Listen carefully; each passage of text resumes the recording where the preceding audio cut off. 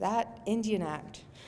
It was done and enacted as law in 1876. This is only a legislative piece of document. It can be changed at any time. It can come out of legislation at any time if the government chooses. It is not a constitutionally protected document. When it was first enacted, they had hoped 5 to 10 years at most. Then, we won't need it anymore because the Indian problem will have been resolved. There will not be any Indians left in this country. Today, in 2013, there are 633 First Nation communities that are under the guise of this one act.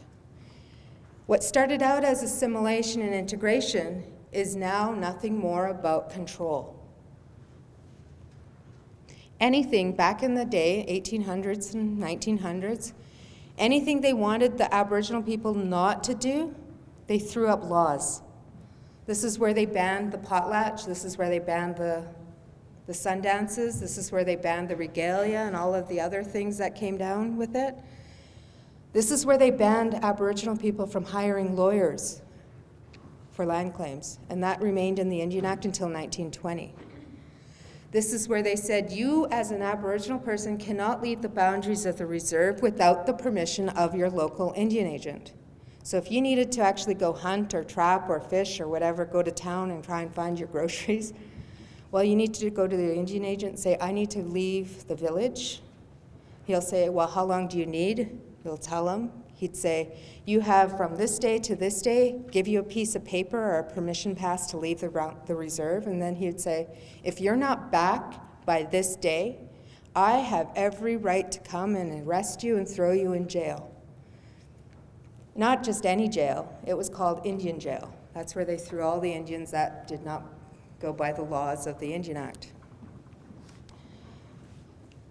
One of the most crazy laws that I have seen, and there are a few crazy laws in this Indian Act, but one of them is in the prairies, they actually tried to convert the local people into farmers.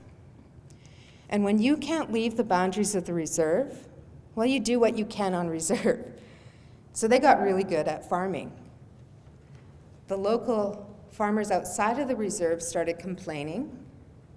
They went to Canada and said they have an unfair advantage. And so what did Canada do? They enacted a law that said if you are Indian and living on reserve, you no longer have the ability to operate or possess mechanized farming tools. You can only farm through handheld tools from this day forward. Everyone else was happy, but it made life very difficult on reserve. The one question I want to leave you with regards to this is, once you were unable to leave the boundaries of the reserve, for a people that was very reliant to the land for food, hunting, trapping, fishing, medicines, berries, what do you think that has? What kind of impact does that have on your village, your society? Once you were self-sufficient, on the other hand, you become reliant and dependent on someone that really doesn't care whether you live or die. This was the entire philosophy of the Indian Act, to keep the Aboriginal people in a condition of tutelage. Tutelage is an old English word that means 100% control or guardianship. That we would be wards or children of the state, property to the crown. That they would make every effort to aid the red man in lifting ourselves out of that condition of tutelage, so that only then will we be able to assume all of the privileges and responsibilities of a higher civilization and then full citizenship. So in essence, break you down, break you down, break you down. As they're breaking you down, they're digging this hole for you. Throw you in that hole and say, we're not going to teach you how to live in this new life. We just don't want you to behave like you were in the past. And we're going to leave it up to you to try and find your own way out of this hole and live in this new world that we're creating. That's what the Indian Act is about. It was never about the benefit of the Indigenous population. One good example of how it impacts us today, my grandmother, who passed away a year ago in February, she died as an Indian on reserve without a will. Because she's property to the Crown, all of her estate, all of her property doesn't come to the decision of the family, and it's a year later, we still have yet to receive any word of how her estate is going to be resolved. Because that goes back to Ottawa, and the bureaucrats in Ottawa are the ones that are going to determine who gets her land, who gets her house, who gets her property. Such as she didn't have many jewels, but they meant something to her, right? But that's how it impacts us today. If I had my way, I'd say, let's get rid of this, because it isn't about us. It isn't about you guys or the general Canadians in general. It's just about controlling a race of people in this very day that we talk about equality and equity and prosperity. It's like what you do with this hand, you're not doing with this hand. The aggressive assimilation policy was the first law that came into place that said, we have every right to come in and remove your children from your homes. Did not say that they had to go into school, but where else were they going to go? Of course they were going to these institutions, because it was an easier way to try and change this race of people. In 1907, Canada again wanted to know, are we meeting our goals and objectives? So they hired, well actually he was already hired by the government. They seconded him over from a different department. He is a chief medical examiner. And his job was to go visit a dozen schools across this country. And as soon as he went into these schools, he quickly found out that there was inadequate food, inadequate clothing, there was inadequate heating sources for the buildings, as well as deaths, many deaths due to disease, and unexplained deaths. In 1907, this report on the end there is from a school in Alberta, and that mortality rate at that school was 50%. In BC, our mortality rate for the schools in BC were on the lower end, between 30 to 40%. By his calculations, 150,000 Aboriginal children are anticipated to have attended these schools. 55 to 80,000 Aboriginal children are estimated to may have not made it home alive from these schools. We do have a missing children's task force to try and find out where these missing or these mass graves are on the property. They have been trying for years. I've been at this for 3 years, so the 3 years I've been doing this, they've been trying to get the information from both Indian Affairs and the churches through the Freedom of Information Act. And they have been setting up these roadblocks and getting that information out. They have received now some information, and today we can concretely say they have evidence of at least 3,000 children that did not make it home alive. That's about 3%. But they also found out that in the 30s, they stopped keeping track of the number of deaths that were taking place in these schools. So we may never know the true number of these schools, the deaths that occurred in these schools. So again, I ask a question, because I tend to ask too many questions in my life. Was that purposeful? Was it because these children didn't mean anything? Or, which is the same result, was it just because there was too many deaths that were occurring that they just stopped keeping track? Dr. Bryce also,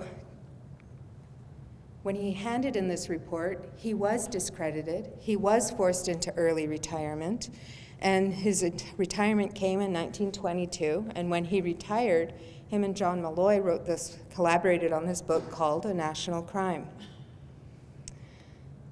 And before he left, he said to Canada, now that you know what's going on in between these walls of these schools, if you do nothing about it, you are deliberately putting at risk each and every child that attends this school. Canada shelved this report and did nothing. The irony of it all is in 1920, they hired another doctor, maybe a different doctor that was going to give different results. His name was Dr. Corbett. And when Dr. Corbett did his study, he found the exact same results Dr. Bryce did in 1907. Dr. Corbett did a third study in 1922. Again, no change in the system at the schools. Dr. Bryce also talks about other things in the school, saying that 90 to 100% of all children that attended these schools suffered some form of severe physical, emotional, or sexual abuse.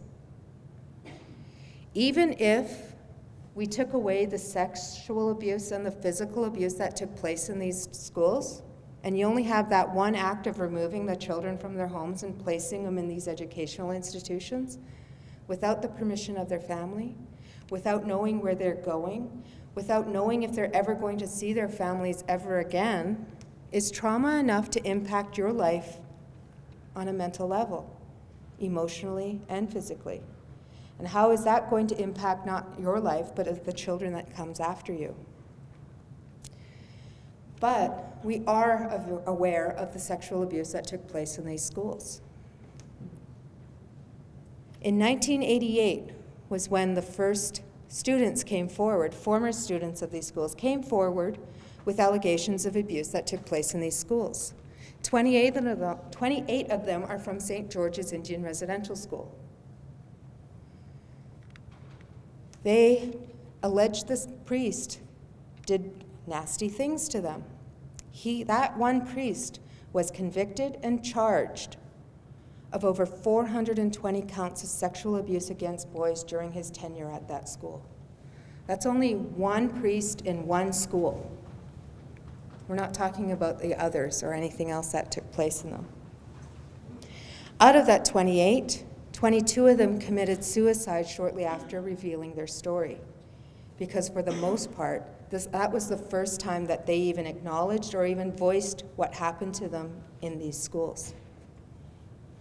I'd already talked about the missing children and the task force that's out there. And that's all the only other thing I'm going to say about that is everyone deserves to be laid to rest, to know that they are remembered. And that's all we're trying to do here for them. These schools were also breeding grounds for experiments, especially for a disease that was plaguing this entire country, and that was tuberculosis. So in the schools, what they would do is say, healthy child play with sick child, and then they would sit back and say, how long did it take for that healthy child to show the symptoms? What were the exact symptoms? If they were given medicine, did that medicine assist, get them better or not? If it didn't get them better, how long did it take from the time of contact to the time of their ultimate death? The only problem with once the kids contracted tuberculosis, they were sent away to Indian hospitals because the facilities at the schools didn't have enough of the medicines to take care of them. The only thing with Indian hospitals is that's where more horror stories began and more experiments began. And that's a totally different story than what I'm telling you here today. Just know there's other stories that are going to be coming forward later on about all of the other atrocities that took place.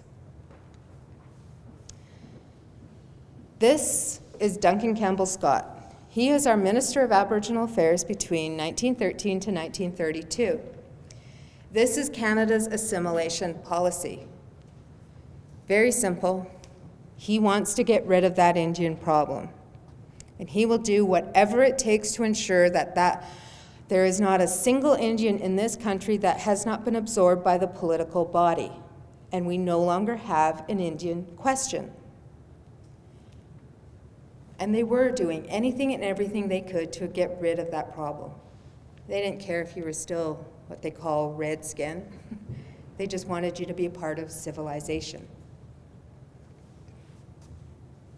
He was famed for one other thing in his tenure, and that was the mandatory attendance for all Aboriginal children to attend these Indian residential schools. If you were Aboriginal between the ages of 7 and 15, you were mandated to attend these schools. However, once they got the kids into the schools by age 7 and up, they quickly realized these children were harder to break. They already knew their language, they already knew their culture, they already knew some of their traditions. So it made their life a little bit more difficult. So instead of changing the law, what they ended up doing is just taking them at a younger age. 2, 3, 4, 5-year-olds being taken away from their families and sent to these schools. Once it was in law, these are some of the modes of transportation that they were transported in. They would fill these cattle trucks to the brim where you'd be shoulder to shoulder, no sitting room, and just driving maybe a few kilometers away, sometimes hundreds of kilometers away. And if you were further away, like some of my colleagues that I work with from Haida Gwaii and Niska, if you were from Niska, you got put into the hulls of steamboats and did not see the light of day until you got to your destination. If you were from Haida Gwaii, they were put into cattle or cargo planes and then put into cattle trains. My one colleague that was from Haida Gwaii did that exact trip, except her final destination was Edmonton. And the only thing that she says is, for me, that transition was really difficult, because when you're living by the water, you're living by the mountains, and all of a sudden you're in the prairies and there's no ocean and there's no mountains and it's all flat land. Her transition was really difficult, especially the winters, she said. This mandatory attendance ended in 1948. And I'd like you to keep track of that date, because in a few slides we're going to talk about 1948 a little bit more. So just imagine, whether it's you or if you have children or grandchildren, imagine you are 5 years old. Imagine you have somebody coming to your door and saying you have to give up your children to go to these places. Imagine that once you actually got to these places, your identity was stripped away from you, and you were given a number instead of your name. And that's who you were known as from the time that you entered that school to the time that you leave. There was never any transition that was saying, you must only speak English or French from this day forward. It was, you will speak English, and if you were caught speaking your mother tongue, you were beaten senseless. In some cases, if you didn't get it, they would put needles in your tongues so that you would actually understand. English is the way you need to go. It is God's language, and you will speak God's language. Now imagine you're that parent, watching your children go away, not knowing if you'll ever see them again. That if you didn't send your kids, that you were threatened with jail. If you went to jail for refusing your kids to go, you were fined $100 to $150. Back in the day, $100 to $150 is a lot of money. So of course they're not going to be able to pay that fine. And 6 months was added on to their sentence. They would spend a year in jail, and the kids would still be taken away to school. And imagine being cut off from them for months and months at a time, not knowing if you're ever going to see them again. And in many cases, they never did see their children ever again. If you did survive residential school, well, a lot of the kids did not go back home to their communities. They were isolated, so you never did get to see your families once again. So imagine what that does to your family structure, your relationships with your children, your relationships with your siblings. How does that impact your family? And how will that let you survive into this society? You heard me earlier saying we were never a part of this country. We were not legally a part of this country until 1960, because we were just that problem that needed to be fixed. John Diefenbaker here was the first Prime Minister to say, you as an Aboriginal person of this country, I am going to give you this one basic right to vote in federal elections. Right beside him is Chief Joe Matthias of the Squamish Nation. And that's him and his family exercising his first right to vote in a federal by-election in 1962 in North Vancouver. Again, we weren't asked if we wanted to be a part of it, it was just given. It was something that we just anticipated, oh, you want to be a part of this country, let's just give it to you and we'll be a part of it. See, the thing is with Canada is whenever they deemed that they were giving you something, they expected something in return. That payment in return was your complete identity of being Aboriginal. And then we call it even.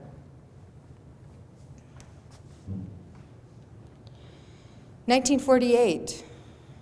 What happened in the world that we actually had to go and define the word genocide? Many of us have lived it. My grandfather went to go fight in World War II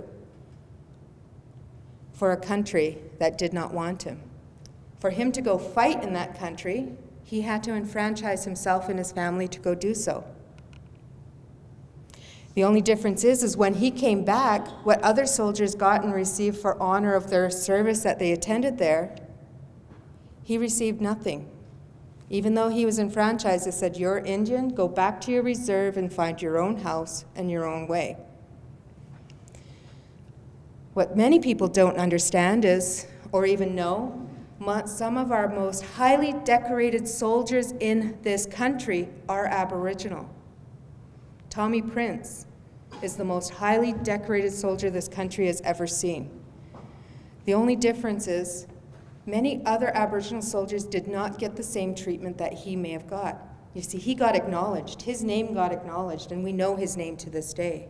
If you go to the War Veterans Museum, they'll have pictures of soldiers on the wall, and it will say, unidentified Indian soldier. Another definition that tried to get passed by the United Nations is cultural genocide. It was ultimately rejected, but once you read the definition, you can understand why it was rejected. Because it's what makes the systematic destruction of traditions, values, and languages that make us different and unique from one another. Probably most countries would be convicted if this definition of genocide was passed by the United Nations. Take a look at this picture. This is in 1874, and his name is Thomas More. This is what Canada's message was. This is what they had hoped to give out to the general population. When you look at Thomas More here, you see his face slightly a little bit darker, a little bit dirtier. His hand's on his braid, which comes down to about here. He has a gun in his hand, in his regalia, or his natural set of clothes. And it's quite clearly they're trying to make him look savage, brutal, hostile.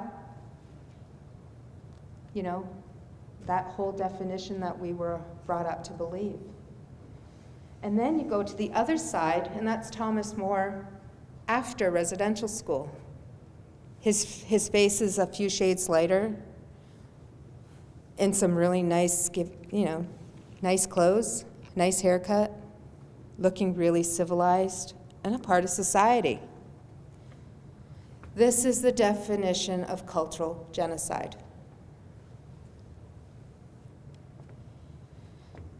At my office, we have a lot of other things that we deal with.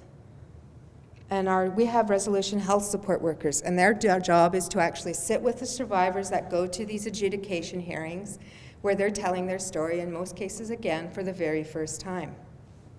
And we get a lot of stories from them.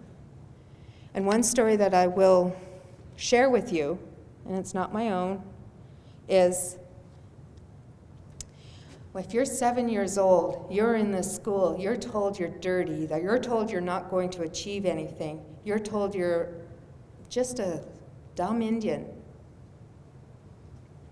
that your skin needs to be lighter, because that's a part of who we are in this society. This one child started believing this, because right from the time that they're in these schools, they're told, if you don't abide by our moral code, you will burn in hell forever. In fact, you're 5 years old, you're going to believe what these adults are telling you. Because I have one survivor that also says, I didn't want to burn in hell forever, so I didn't want to kill myself, because his main thought was to try and kill himself. And he said, I wanted to live here on this earth, because what if I do die and then I burn in hell forever? He was 55 at the time, and he still believed it.